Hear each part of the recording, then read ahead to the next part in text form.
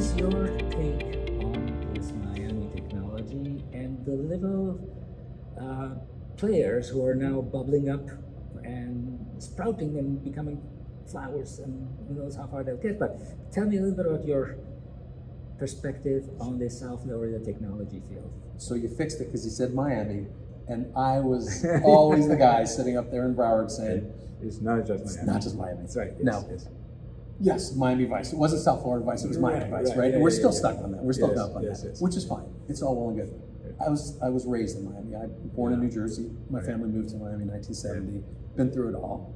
Not at all, but anyway. So I've seen, the tremendous growth in our population and the diversity and then the opportunities. And so it's just, going back 20 years, I just remember, oh my God, how do we ever get money to South Florida? So it was always the biggest challenge. And so how do we have a pipeline of talent? How do we attract businesses if we have such challenges with our education system?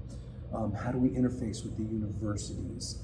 How do we find volunteers to give of themselves to help build this? And all those things have been interesting. We have money down here. We have an unbelievable network of incubators and accelerators and mentoring organizations. And I had the pleasure of hosting 3 of the deans of the business schools at eMERGE several years ago. And I asked them, how are you integrating entrepreneurship into your curriculums?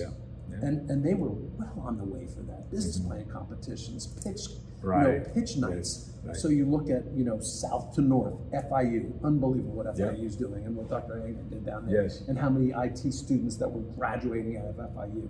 University of Miami, spectacular, fantastic. The programs are running out of there. Come up to Nova Southeastern University, the Levan Center of Innovation. I get goosebumps. I got involved in that very early, and I can tell you that it's really bringing something to this region that's been tried and tried and tried.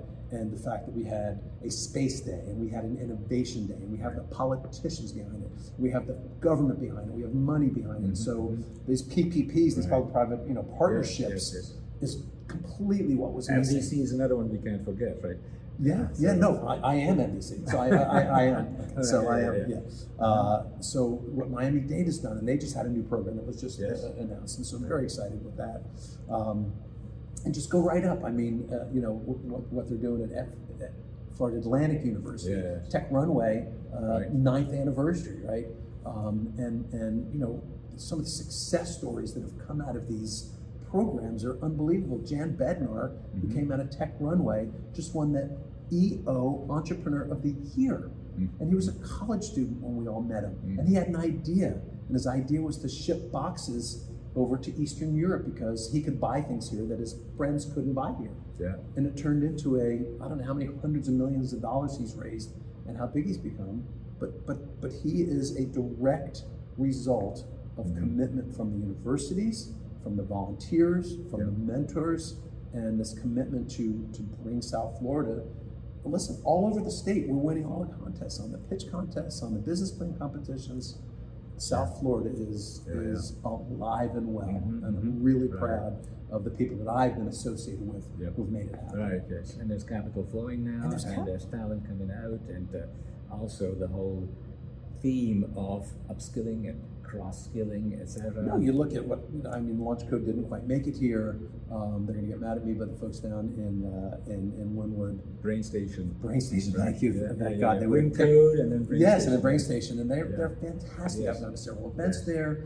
Huge supporter of that organization, even if I couldn't remember the name. But remember, I lost a few brain cells back in March.